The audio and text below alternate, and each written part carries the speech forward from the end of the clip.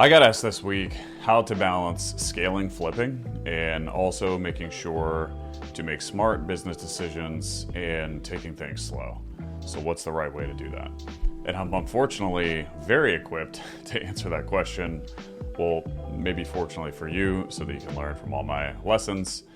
But when I first started in real estate, I shot out of the gate pretty quickly and I made a whole bunch of mistakes. And so I'm going to tell you my story and how I handled this when I got myself into this situation. And then in the end, I'm going to give you a framework so that you know exactly how you can scale and de-risk as much as possible. Who am I? My name is Ryan Rice. I'm a full-time real estate investor. In my first 15 months, I bought 23 houses and I did 40 deals last year. And I'm in my fourth year doing this full-time. So when I first got started, I was very focused on volume and I wanted to see how many houses I could flip in my first year or my first couple years. And I went all in and I bought 23 houses, like I mentioned, in 15 months. And I bought all these houses with hard and private money, meaning I used very little of my own capital to finance these purchases. And that was great because I was able to move quickly. I was able to get it done at volume. I acquired a lot of skill set in regards to raising private money, and that's been very helpful in my career. And when I started and when I bought all these houses, everything was going swimmingly in the beginning, right? I had a great team. I had completed a few flips and we were really rocking and rolling. I mean, everything was moving and firing on all cylinders. And what I didn't think about when I bought all of these houses was what is the possible downside if everything were to go wrong? Because as I was buying these houses, I was doing so and everything was fine. All right, I had a great contractor team. I was continuing to raise money. Things were going well.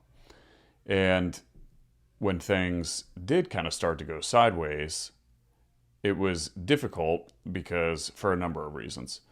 I bought a lot of these houses, like I mentioned, with hard and private money. The hard money lenders that I was using had monthly interest payments. And I think at one time I got up to maybe 20 flips at once, somewhere in that fashion. And let's run through that scenario, right? Let's say on average, I was making a $1,500 a month interest payment on a flip. Well, if I'm running 20 of those at the same time, we're talking $30,000 a month in interest payments alone. And so if each one of those projects I budgeted to hold for about 6 to 8 months, then it's very easy to see how quickly and how feasible one can run into some cash flow issues. And so when my relationship with my contractors that were doing a lot of these jobs fell out, I ran into some cash flow issues, and that was difficult because I had all these jobs going. I had all these interest payments that I was responsible for making every single month, and I had to figure out exactly how I was going to handle that. And so this podcast is not about what I did to get through that scenario, which I did. And if you want some details on how I got through that and what to do when you run into having multiple flips over a budget and over a timeline, I just recently made a whole podcast episode on that. And it is called What to Do When Multiple Projects Are Over Budget and Over Timeline. So go check that out if that's something that you are interested in hearing. But what I want to talk about today is how I took everything that I learned from that scenario and how I can give you the formula to scale and do so in a way that's going to balance not putting yourself in a bad situation. So what I've learned is there's 5 factors in scaling flipping. And those 5 factors are your experience level, the level of risk of the project, your cash flow, the percent of your total project costs that you're taking on in debt, and your cash reserves. And so let's dive into each one of those individually. And essentially, how you are going to scale is going to be dependent upon where you're at in all 5 of those factors, because each of them make up what you are and what you are not able to do, or maybe better said, each of them is going to determine to what level of risk you are taking on as you are taking on more and more projects at the same time. So first is your experience level. This is pretty self-explanatory, but in the beginning, what I've learned about your experience level, in the beginning, when you're evaluating the downside on a flip, sometimes you may not even consider evaluating the downside, but what you think you know the downside is, you need to actually multiply what the downside is by 3 or 4 in the beginning, because you don't actually know. And what I learned is that when I got myself into a situation that I was really excited about in the beginning, it didn't even cross my mind that if I ran into the situation where everything happened that it did in my specific situation, then that specific downside could have occurred. And had I stopped and thought, well, what is the downside? Oh, well, maybe the downside is X. And had I considered that the downside could have actually been 3 to 4 times worse, I think that would have been helpful. And so just keep that in mind. If you are newer to flipping, you don't know what you don't know. And because of that, whatever you think your downside risk is, it's probably like actually 3 to 4X. And I think that goes for anything that we get into in the beginning and we don't have a lot of experience with. And so I think keep that in mind as it relates to your experience level in flipping. The second factor to consider as you're starting to get into flipping and you're considering to buy more than one flip at the same time is, what's the level of risk of the flip? And here's what I mean by that.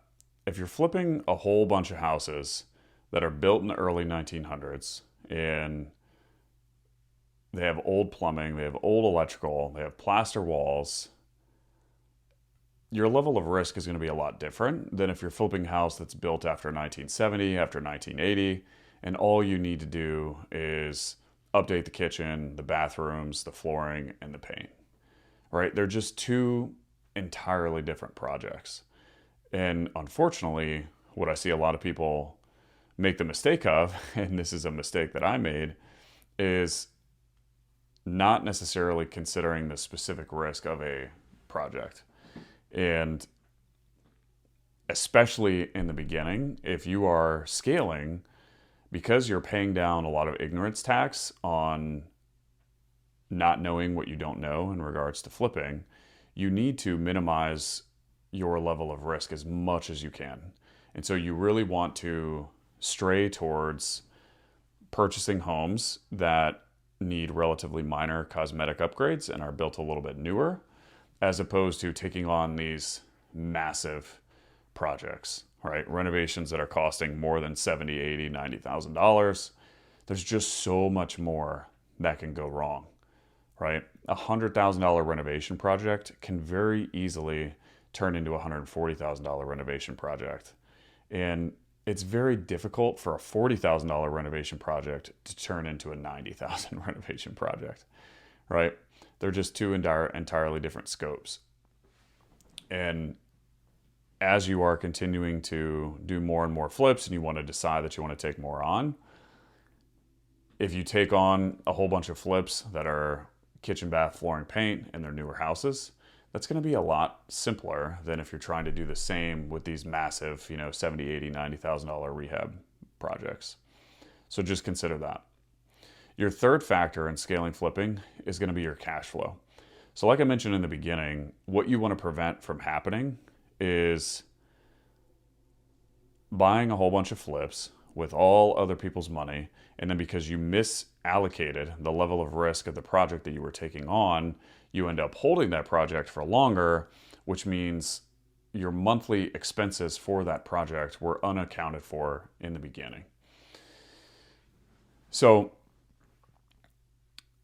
you have to take into account that if you are using hard money to scale and you're having to pay monthly interest payments, if you're planning to hold a project for 6 months, and let's use in this example that your monthly interest payment is going to be $1,000 a month, and you're going to hold the project for 6 months. So that's $6,000 in cash, right, for total.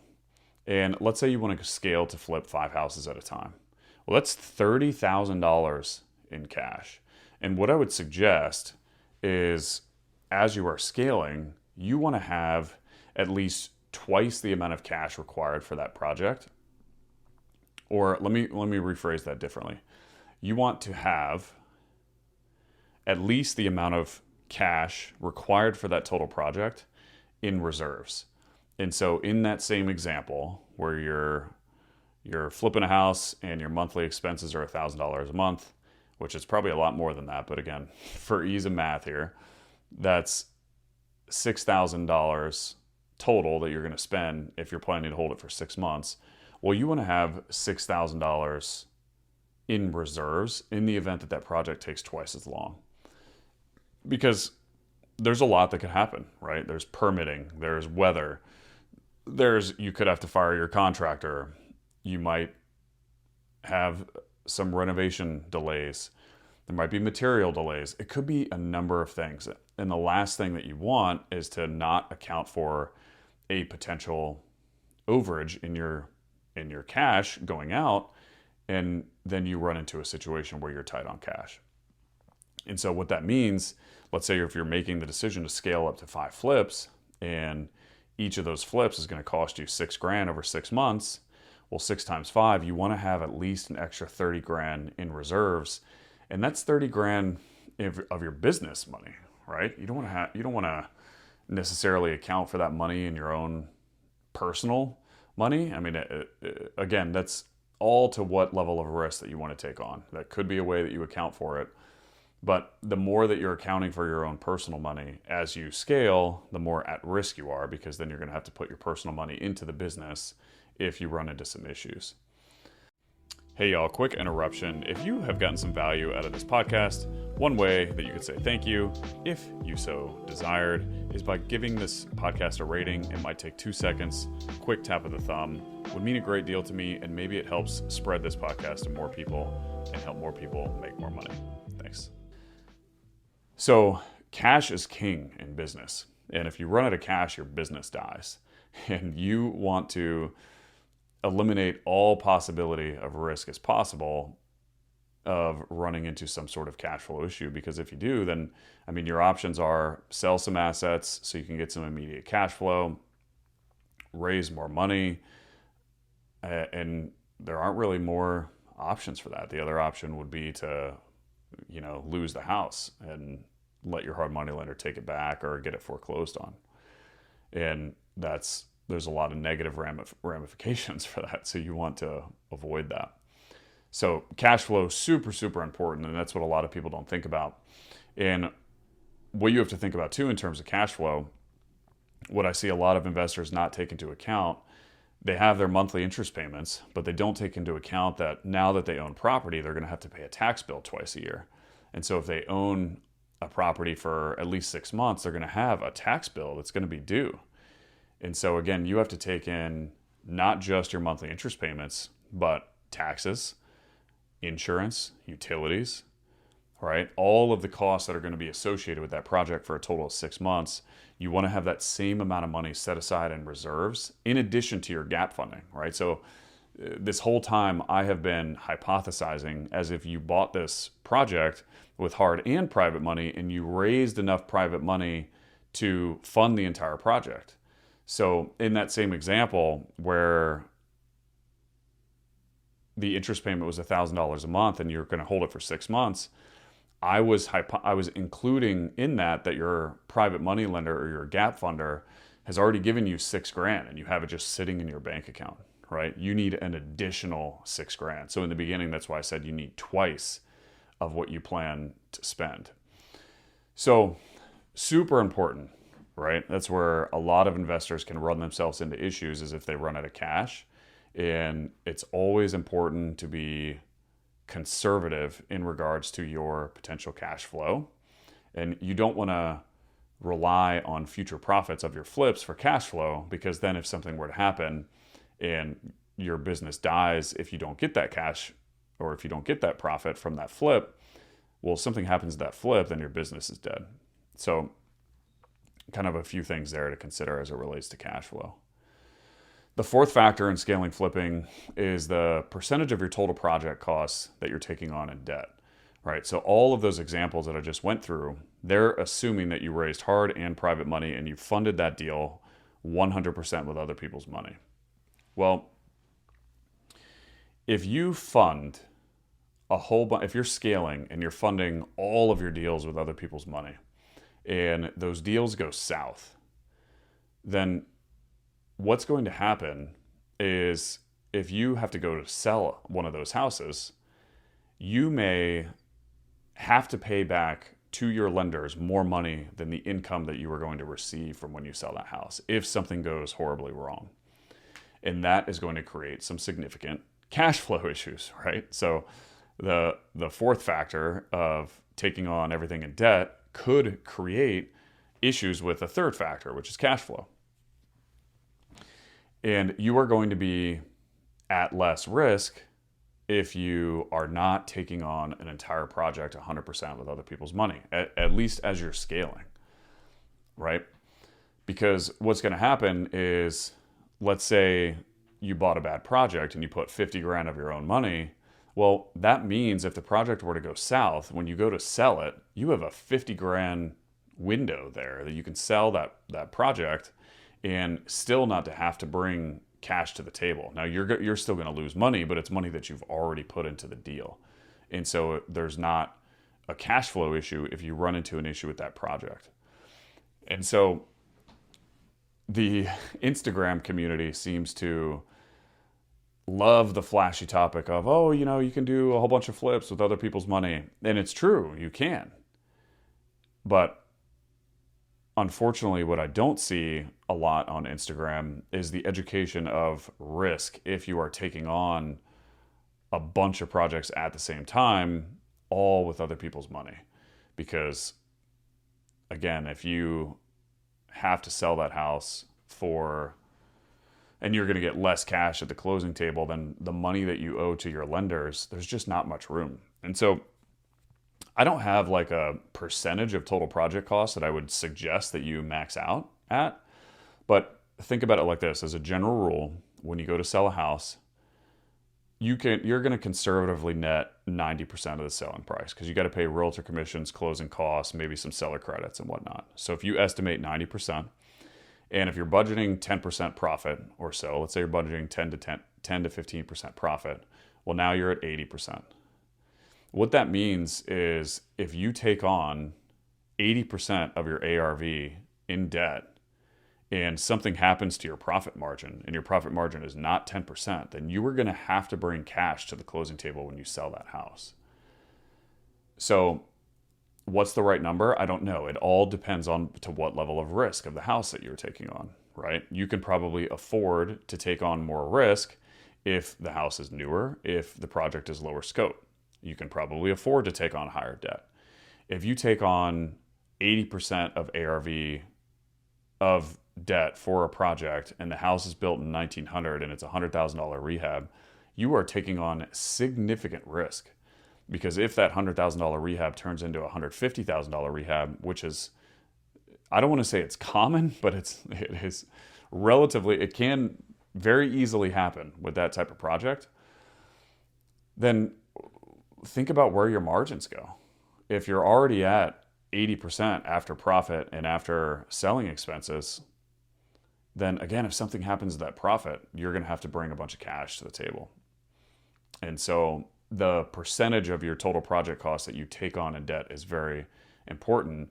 And you can think of it as percentage of ARV and that math that I just walked you through, or you can think of it as like 100% of your total project costs.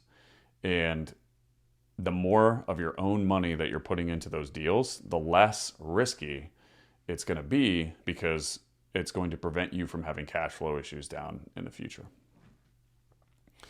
And your fifth factor in scaling flipping, and not surprising after these factors that I just went through, but is your reserves, right? If you have heavy cash reserves, then your risk is going to be more mitigated because if there is downside, you can use that cash to get you through a situation. The problem I see way too often with beginner flippers is they don't factor in like, what if everything goes wrong? we get excited because we're buying flips and we get excited about the possibility that we're going to make 50 grand times 20 houses. And we don't consider that we could lose 50 grand by 20 houses times 20 houses, right? So the more cash reserves that you have, the more de-risked that you're going to be. And again, how to determine how much in reserves that you should have. I think that if you can take your monthly expenses of each project and you have that amount of monthly expenses times your hold time in reserves, then that is going to help you de-risk. And when I say reserves, that is not including any gap funding. So if you're raising 100% of private money, your reserves are not the gap funding that you're bringing. Your reserves are on top of that. And so it's just important to distinguish those two, because if you're counting your private money as reserves, that's your best case scenario cash, right? If things go south and you hold the project for twice as much, you need more money on top of that to ensure that you don't run into cash flow issues. So to recap the quick framework, I'm going to break the framework that you need to think about in terms of scaling into 3 parts. The first part, every time that you buy a flip, just ask yourself, what is the downside? And can I live with that downside? And to reiterate, if you're newer, you need to multiply that downside by 3 because you just don't know what you don't know. The second part of the framework, finish one flip. When you buy your first flip, do the whole flip from start to finish, get it sold before you move on to trying to take on more than one flip at the same time.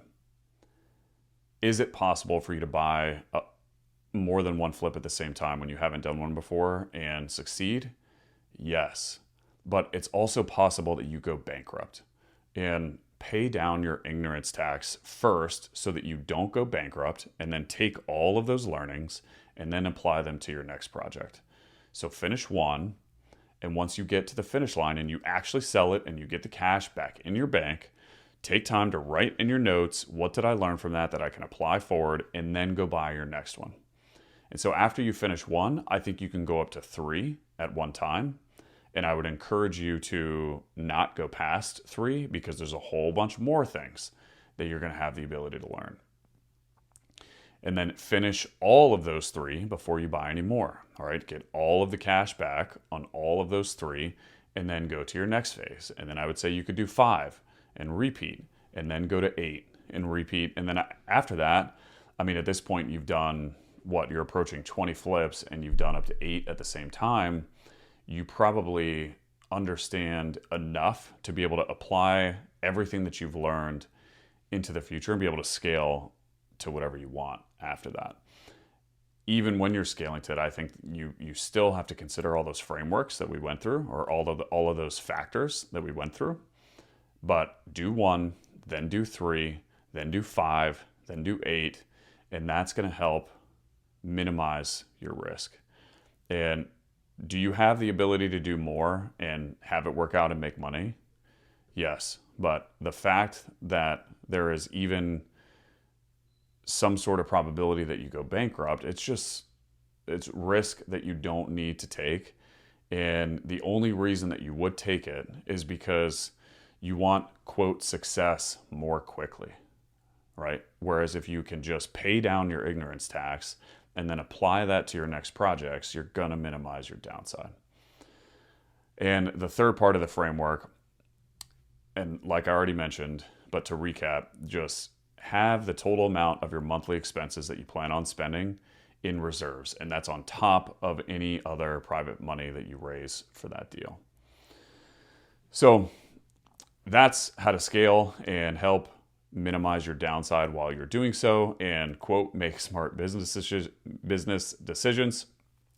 And again, I'm unfortunately more equipped to kind of walk you guys through that framework than I would like to be, but take those learnings that you have from me and be able to apply them so that you guys don't need to get the scars that I have. So hope that was helpful. If this was helpful, please send this to another fellow investor. Let's ensure we have fewer and fewer investors losing money when they flip houses and more making money. And if I can be a part of that journey for even one person, that would be great. And I think how we can accomplish that together is by you sharing this with some other real estate investors. So appreciate y'all, love y'all, and I'll see you in the next one. Peace.